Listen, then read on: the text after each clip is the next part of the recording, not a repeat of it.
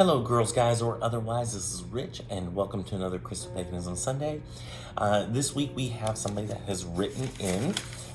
This was actually an email message, and it might have also been on a video comment.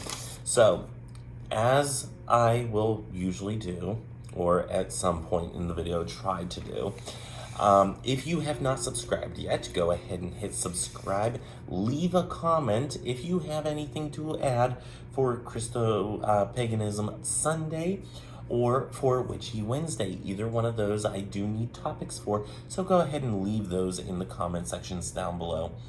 If you don't want to leave them as a comment, you can always email them to me. Email is also below. If you don't want to do either one of those, but you are on Twitter, I am at Witchy Richie. Also, information down below in the nether regions underneath the Experience Coffee Love, because, well, I think that's a much needed thing. I don't know where I got the shirt, but I kind of love it. It is a Bob Evans shirt, but anyway, I think I got it at like Salvation Army or something like that. I don't know why my eyes are all of a sudden itchy, but that is apparently a thing. But anyway, we are going to delve into a couple topics here today. I'm only going to pick one topic out of this email, which is the actual question at the end. And then next week I'm going to address some of the other things that are in here, and we're going to do a little Bible study spin-off on this one. But that's for next week's video, so stay tuned on that.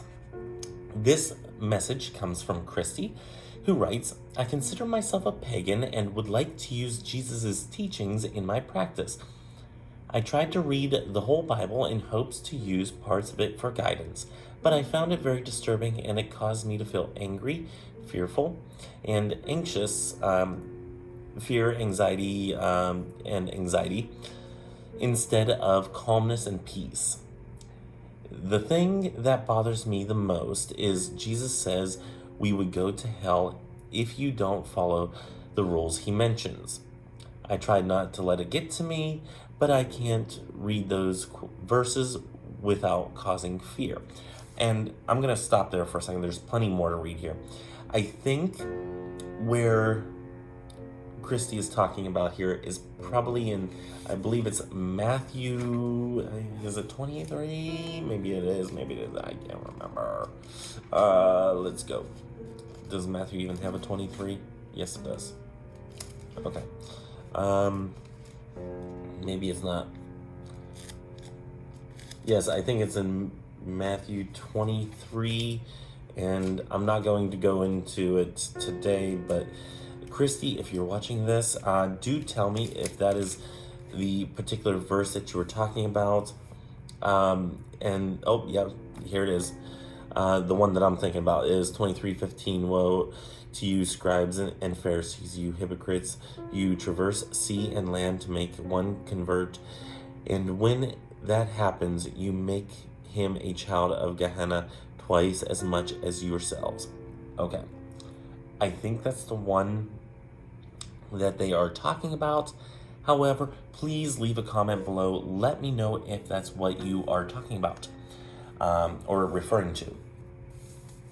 And if you have other verses that you're thinking about that Christ specifically said, then let me know. There's probably other ones. I can almost guarantee there's probably other ones that you're considering or what you're talking about specifically here. So, but that's the one I think that you were talking about whenever you're talking about Gehenna later on here. They go on to write, oh please, I gotta find where my place was. He seemed to be a kind, loving, and peaceful person, so I don't think that was his intention. Okay, yeah. I think he was referring to Gehenna, the place in the physical world where people were sent if they don't follow the rules, were criminals, etc., not the spiritual world. And I would probably agree with you, and I'm going to discuss that in next week's video on Christo-Paganism Sunday, because that one, just in the research that I've done on the word Gehenna, there is so much that goes along with it in Jewish culture and whatnot. So I kind of want to delve a little bit more into that, just to pay the respect that it deserves to have an entire fleshed out thought process to it. Anyway, I'm going to answer the main question that was at the very bottom of the email, which was, how do you read the Bible and interpret his teachings without fear? Okay, I can't say that my practice is absolutely non-fear based. I mean, there is that little nagging voice behind me that says, hey, you're not supposed to be doing this, you're not supposed to be doing this. I came from a background as an evangelical type of person that was like fire and brimstone, rain down hell on people and make them pay. That type of mindset thinking. It has taken me a long time to get to where I am here. So it is hard for me to read this without getting in that old mindset of, oh my gosh, this isn't how you're supposed to be acting. You're not supposed to be doing witchcraft with being a Christian or being a follower of Christ or anything, which is what a Christian is a follower of Christ and Christ's teachings, not necessarily this entire book, Anyway, let's just get that straight. So what I've come to, at least in my practice, is, you kind of have to live in that discomfort or sit in that discomfort and just be uncomfortable for a little bit. It's okay to sit in that uncomfort area, in that uncomfortable way of just feeling the feelings, It's okay to sit that way for a little bit. I wouldn't want to dwell there all my life, but having that little nagging voice of, you're not supposed to be doing witchcraft, you're not supposed to have any other gods before this one, and I kind of have to tell that voice to shut up, because I don't know who it is. I don't know if it's my subconscious. I don't know if it's somebody or something else. Could be, could not be. I don't know. So I'm just going to say, little voice, you get the hell out of here. I am going to follow my Jesus the way that I need to follow my Jesus.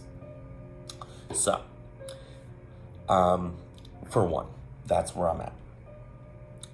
Another thing is, let's talk about how we read this this sacred text to so many billions of people, or millions. Well, I think it's 1 point something billion people are Catholic alone.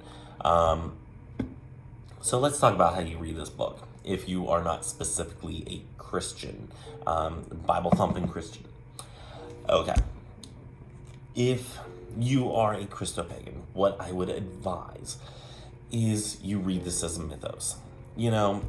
There was a video a couple weeks ago, I think it was, where I go into Genesis chapter 1, and I kind of riffed on it, and I ripped it apart, and then I go into, what chapter was that? Was it 6, I think it was? Yeah, Genesis chapter 6, and I talk about the Nephilim, and I rip that apart as well as flipping through other parts in the Bible and whatnot, and I ripped it apart, and I had fun doing it. And I say that not to pat myself on the back as an apostate or anything like that. Absolutely not. But I believe that whenever we read these scriptures, in order for them to truly speak to us, we have to read them with an ounce of discernment, a good healthy chunk of discernment, as it were, because this is not a history book. This is a book of a mythos of the Jewish people, of the early Christians and whatnot. It is a mythos in and of itself. This is not a be-all, end-all book, and that's okay. It's okay for it to just be a book that is full of little pieces of wisdom that we can take throughout our daily life. Excuse me.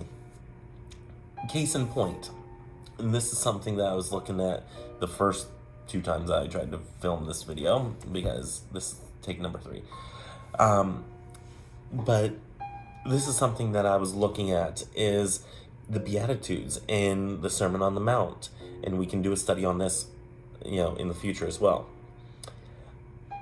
And I just look at the Beatitudes, chapter 5, verse 3 through 10. Actually, if you want to look at chapter 5, verse 3 through 12 even, you have blessings given to so many individuals. The poor in spirit, they who mourn, the meek, those in hunger and thirst for righteousness. Blessed are the merciful, blessed are the clean of heart, blessed are the peacemakers, blessed are those who are persecuted for the sake of righteousness. Blessed are you when they insult you and persecute you.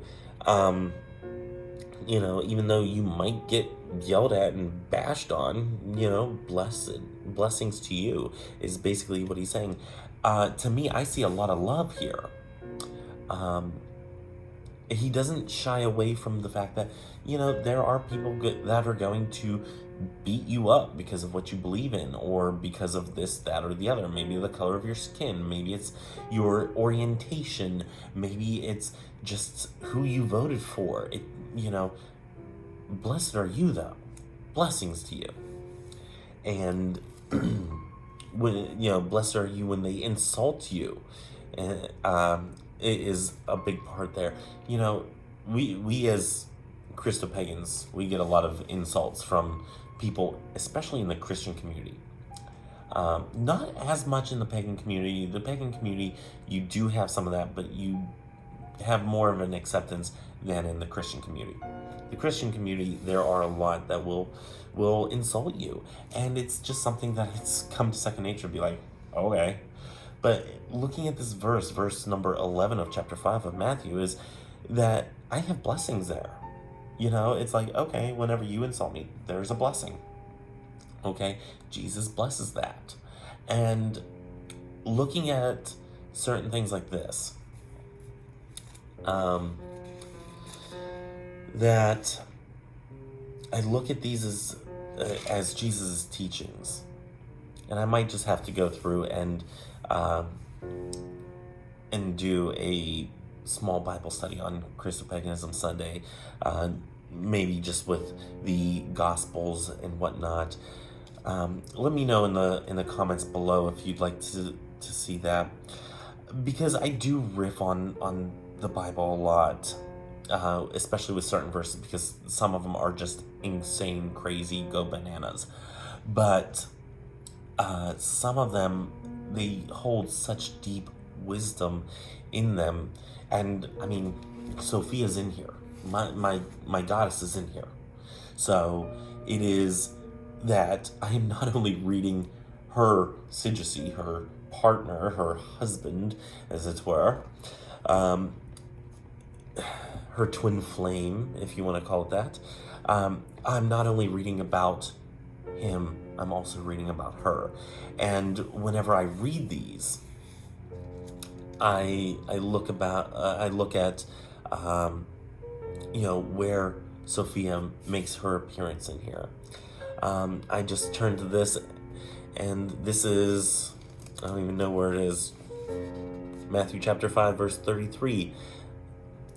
Again, you have heard that it was said to your ancestors, do not take a false oath, but make good to the Lord all that you vow. So to me, just looking at this one verse, keep your promises. Using that it is a keep your promises. Let's go on. Verse 34. But I say to you, do not swear at all, not by heaven, for it is God's throne, nor by earth, for it is his footstool, nor by Jerusalem, for it is the city of the great king. Do not swear by your head, for you cannot make a single hair white or black. Want to bet? Let your yes mean yes and your no mean no. Anything more is from the evil one. So what it's saying here is, if you're going to say yes to something, fucking mean it. And I think this is a really good lesson that you can take in your everyday life. And not only let your yes be yes, but the second part of that, let your no be no. And this would be what, if I were to come up with a sermon, this is what I would focus on in this little paragraph. Let your no be no sometimes. And I know I'm not entirely answering your question here right off the bat, but let your no be no. And how no is a complete sentence. A full-fledged no is important. I believe it's in France. If somebody asks you if you can do something, you immediately say no. And it's a way of calling back to the resistance and whatnot, the French resistance. And, making a stance of no. And whenever I say no, I mean it. And then after you say no, you think about it. Now, I don't know how true this is. It could be totally false. I'm not sure. I've never been to France, and I've only taken 2 years of French class. So, and I think I kind of failed the second one, to be honest. But, I love that, in that whenever you say no to somebody and they know that you mean it, it carries a lot of weight. And that makes your yes even more powerful. This was actually a topic for the 40-day empowerment journey a couple years back whenever I did that. And a no is a complete sentence. And this is what I would take from this verse, or from this set of verses here, this paragraph, is, you can look at certain things like this and you can say, his teachings here are quite beautiful there. He's giving blessings. He's telling you, whenever you say no, you mean it. Because if you say no and then you say, oh, well, I guess, then that's, something creeping up in your mind, whether it's this arbitrary evil being or whether it's somebody in the back of your mind saying, well, you should really probably do that because, well, you do love them and you want to prove that you love them and this and that. But whenever you say yes to somebody, yes is a complete sentence, as is no. Letting that yes mean yes, and letting that no be no, and that's it. You walk away, that's done, should be considered a complete sentence to people. And I think that's something important to note here. I kind of did a mini sermon just on that. So reading the Bible and interpreting it, and interpreting teachings without having fear is, first of all, this is a mythos. Treating it as a history book is kind of unrealistic, given the timetable of at least the Old Testament. There can easily be proven things that did not happen, and things that were probably grossly exaggerated, like the number of people that went out of Egypt. If there was that many people coming out of Egypt en masse, the Egyptians would have written about it. They were pretty good record keepers and whatnot, and there's no evidence, archaeological evidence, of a swarm of people that large going out of Egypt around that time at all. Like, not even just around that time, but at all. Not that many. Anyway, moving on. you can't really read this as a history book. You have to kind of read this as, a sacred text, just as well as you would read texts of Greek mythology or Norse mythology, Celtic mythology,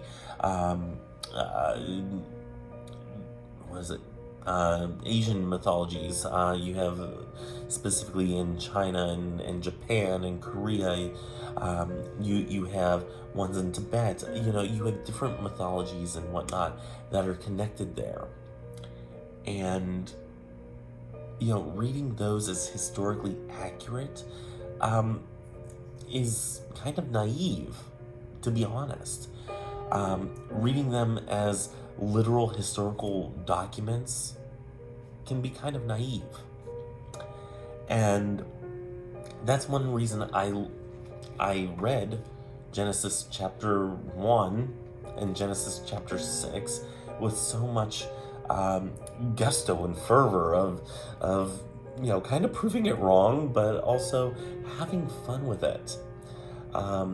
Let's look at another way that you can utilize the Bible and interpret parts of this without any fear.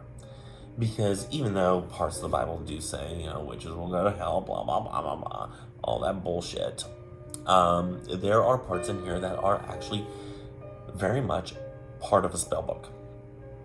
And you can't convince me otherwise. Psalm 1, verse 3 reads, "He is like a tree planted near streams of water that yields its fruits in season. Its leaves never wither. Whatever he does prospers." Okay. That last verse there, whatever he does prospers, that sounds like part of a spell. This entire verse seems like a spell. It seems like a mantra that I would use, particularly if I were putting a blessing on somebody, as far as a financial blessing. If I were to go up to somebody with holy oil or holy water, and somebody wanted me to bless them for a financial undertaking that they're doing, maybe they're going in to sign papers to start a business or to incorporate a business or something like that. And this would be a verse that I would read, especially if the person is a male with he, him pronouns. He is like a tree planted near streams of water that yields its fruit in season. Its leaves never wither. Whatever he does prospers. Boom. Easy blessing. Done. So reading this as not only a spell book, but also as a mythos, leaving out the historical accuracies or inaccuracies, just leaving those behind and reading on, you can find things in the Bible that will speak to you like that. But whenever we're talking about Jesus, there were times whenever Jesus got mad. There's times in here that you can probably really relate. Like whenever he was throwing tables and whatnot in the church because they were selling stuff there. He's like, no, this is a fucking place of worship. How dare you try to sell stuff in this temple and use it as a money-making scheme? No. This is a temple that is a holy space. How dare you do this? He got pissed. And he started flipping tables and whatnot. So the way I would associate that with me is, how would you feel if somebody came into your house or into your witchy space and utterly defiled it?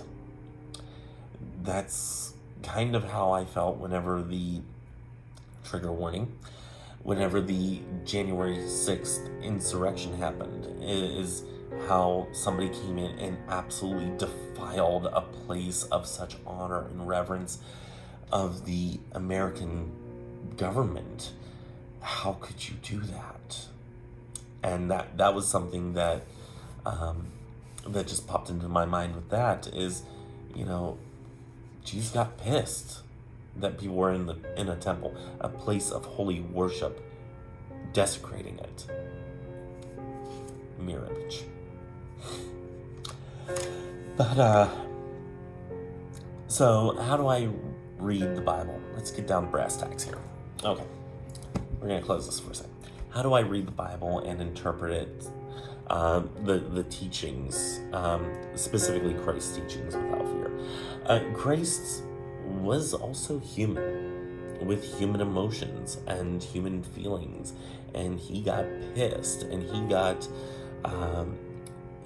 belligerent sometimes with people. He's like throwing tables and whatnot. He's calling his mother woman to go get him jugs of water, I think it was, at the wedding so he could make the water into wine. You know, he was a human being, at least according to this mythos. Very much a Hercules type of figure, you know, human being, divine God, kind of, yeah. I'd like to see if anybody can draw the line between those two. I think that's interesting, and I just thought of that. But anyway, you know, we can relate to Christ because he is depicted as a human being. And maybe we can't relate to everything. Maybe we can't relate to the, you know, they'll go to hell verse. And I definitely have some thoughts on that verse that, like I said, I'll cover next week. And some of those can give you some fear. I am not going to lie, but we sit in that space, we think about it, we run it through our mind and whatnot of, well, what's the real meaning here? Like I read about the oaths and whatnot. You know, instead of, you know, promising an oath and taking an oath and whatnot and doing all these oath-bound things, just let your yes be yes and your no be no. And even if you take an oath, I don't think there's going to be hell and brimstone coming your way because you took an oath to somebody. But I think the point that he was trying to get across, and what we need to do, is go to the actual meaning that he was getting to, the brass tacks meaning of, you know, what does this truly mean? What are we meant to take away from this? And that's one thing I like about sacred texts, is that you can go through these texts and you can look at them 100 times, and on a different day you come back and read it again and you're like, oh, I've never had this thought before, because you are seeing it through a different lens. You are looking at it with a different life experience, maybe something that happened that day, and it makes you look at something a little bit differently. Like, I would have taken that oath bound, or that oath verse as, or paragraph, whatever you want to call them. I would have taken that as, you know, don't sign contracts, don't take an oath. That's wrong. No. What he was getting at in the end was, whenever you say yes to something, mean it. When you say no to something, mean it. And both of those are complete sentences, and it's okay. Either way you choose. But when you choose, you better mean it. And I think that's kind of the narrowed down version of it. Looking at it from those interpretations, and letting, if you're, and I'm just gonna, if you're bringing Christ into your practice, letting yourself sit there with him and say, okay, is this, and really feeling with that energy, is this the meaning that I'm supposed to be taking from this? If it's not, let me know, and I'm willing to bet he's gonna tell you. I know I don't like to be misrepresented and misquoted and whatnot, and I have been by some people I work with, but here in the military, but I've been misquoted, and it's like, no, that's not what I said. Let me correct you, and I am right there to correct them on it, because I don't want to be misrepresented, and I doubt that he would want that as well. Okay, so there's that. especially if you're working with him in the witchy sense of you're actually going to work with him. With that being said,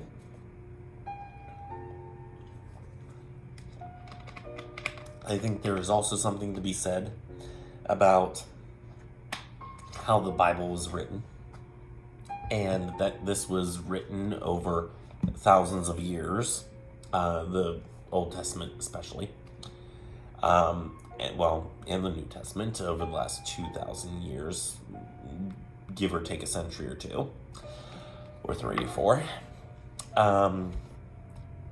The New Testament wasn't written all in the 33 years. Nobody was going around with a journal writing down all the parables and whatnot. I wish they were, because it would actually make a lot more sense than trying to write it 30, 40 years after it happened. Just my thoughts. And not all of them were included. There were several councils that decided on what books we have in the Bible, and then some were taken out after that as well. I mean, the Catholic Bible has more books in it than the Protestant Bible, and on top of all that, we also have the books that were never included in this Bible. So yes, we have things that were not included that could possibly be part of the mythos of this that weren't put together. And that was all decided on people of religious conviction, let's just say that, bishops. And one thing that I have a problem with these individual bishops is because some of them were very much, I'd say probably most of them, were it was very much a political power grab to be a bishop. And to sit there and be able to decide what people are going to believe from this day forward that's in this book and whatnot is a very, very huge deal. I'm not going to discount their credentials, because I don't know their motives. I wasn't there. I don't know them themselves. However, if you're leaving this out, or this in, and you're taking this out, and much more beyond this, that has me thinking of what is it that was left out beyond this that we don't even know about yet. And on top of that, are there any records beyond what we found in the Nag Hammadi codices? Is there more? If there is, where is it? Does the Vatican have it still? Nobody probably will ever know, unless you catalog all of the Vatican Library, which there's millions, literally, of documents. So there's no way to know, at least anytime soon. So, looking at what their motives might have been, fills me with a little bit of dread about the capability of calling this an absolute canon.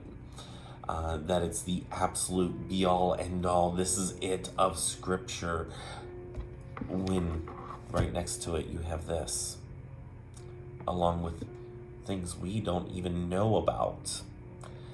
There has not been complete transparency within the church. And reading the Bible and interpreting it with a level head and a lot of discernment, I think we can decipher overall who Christ was without the fear, especially since us as witchy individuals who meditate and spend time with our deities, whereas these individual bishops might not have. I don't want to accuse them of it, but they might not have been, or they might not have had that type of relationship with Christ. That I think we can make an honest judgment about the character of Christ, and we can know him on a deeper level than some other people know him. I'm not going to say that we know him better than everybody else. I would not imply that at all, because I think there's some people out there that are strictly by this book that have an absolutely beautiful relationship with him. But there's also people that don't deal anything with this book at all and sit there in that quietness and speak with him and get his teachings beyond the book and have an absolutely beautiful relationship. So, in short, if you've been here this long, in short, how do you read the Bible? Not literally, with a lot of discernment, and also with a lot of meditation and sitting in that space with Christ and Sophia themselves. Knowing that the Bible was written by individuals long after his death, at least 40 years at least, and at most a couple hundred years after his death. Knowing that who the people were that put this together, and knowing that since then we've also found these in a desert. Some level-headedness, a lot of discernment, and a guiding hand from a deity that I am in partnership with. So I hope that's answered your question. Like I said, next week we are going to be discussing the verses, particularly with Christ saying about people going to hell. I believe that, again, that is in like Matthew 23 and whatnot. And Christy, if you're watching this, please verify that with me if that is the particular verse that you were talking about. I think it's 23 verse 15. Could be wrong, could be right. I don't know. Anyway, this has been a long video. I got on a little bit of a rant there. I'm sorry about that. No, not really sorry about that. I just did what I did. Anyway, so I'm just going to go ahead and scamper off here, try to edit this down and upload it before Sunday comes, because this is Saturday night whenever I'm filming this. Anyway, let me go through the rundown real quick. On Tarot Talk Tuesday, I am unveiling a tarot deck that I've had only for a short time, and I wanted to get this one specifically up somewhat quickly. Do be sure to watch to the end. So yeah, that's Tuesday. Witchy Wednesday, I am doing natural versus synthetic. I'm going to be talking about natural oils versus synthetic and whatnot, and which one's better, and not only oils but also incense and whatnot. So we're going to be talking about that. So that's Witchy Wednesday. We have Tarot Talk Thursday on Thursday of all days, and then next Saturday. Oh, excuse me, little burps. On next Saturday, we are back to the Inner Temple of Witchcraft for Chapter 10. We are just chugging along here. Again, on that one, I've already had one person write in say that they wanted to do the Outer Temple of Witchcraft next. Of course, I will consider that. And the other one up for the running for the next book in the Witchy Book Club series is Modern Magic by Donald Michael Craig, I believe is how it's pronounced. And that comes out with a lot of different exercises and whatnot as well. It's a nice book. I did enjoy reading the parts that I've read of it, and if you guys want to do that one, I'm taking votes. So either the Outer Temple or Modern Magic. Do let me know by leaving a comment, writing in, emailing, not texting, because, well, I'm not giving out my number on here. You think I'm crazy. Email, Twitter, send me a DM on Twitter. You can tag me on Twitter. You can, yell at me on Twitter if you want. Or just leave a comment down here, however you guys want to do. Anyway, I do check both my spam and my inbox on ChristoPaganism.com at gmail.com. I do check both of those, the junk and the spam and the regular one, regular inbox. Just so you know, I'm not ignoring you. Sometimes I don't answer right away and I just put the topic down. Anyway, if you have any other topics, go ahead and share them in the pants section down below, the nether regions. And like I said before, hit the like and subscribe, appease the algorithmic gods, and until next time, I wish you love, hugs, and ladybugs. Bye-bye.